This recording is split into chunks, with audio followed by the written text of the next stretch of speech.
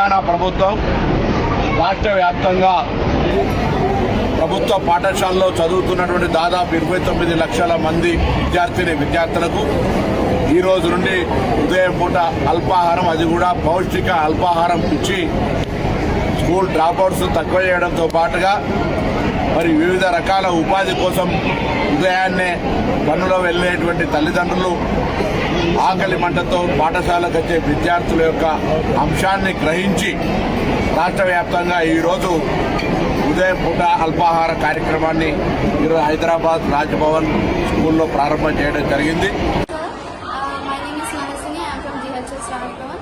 Thank you for conducting this program. We are so lucky to have this program, sir. Thank you for Telangana government. మేము చాలా లక్కీగా, మేము చాలా ప్రౌడ్గా feel అవుతున్నాం. మాకు తెలంగాణ గవర్నమెంట్ ఎన్ని ఫెసిలిటీస్ ఇస్తున్నది. మేము మార్నింగ్ కొంచెం లేట్ బ్రేక్ఫాస్ట్ వల్ల స్కూల్కి రావడం లేట్ అవుతుంది. ఇంకా మమ్మీ వాళ్ళకు కూడా కొంచెం ఇబ్బంది అవుతుంది మార్నింగ్ లేసి బ్రేక్ఫాస్ట్ చేయడం. కానీ ఇప్పుడు కానీ స్కూల్లోనే బ్రేక్ఫాస్ట్ పెడుతున్నారు. సో మేము చాలా హ్యాపీగా ఉన్నాం. ఇంకా మా పేరెంట్స్ కూడా చాలా హ్యాపీగా ఫీల్ అవుతున్నారు. Thank you sir. Thank you for Telangana.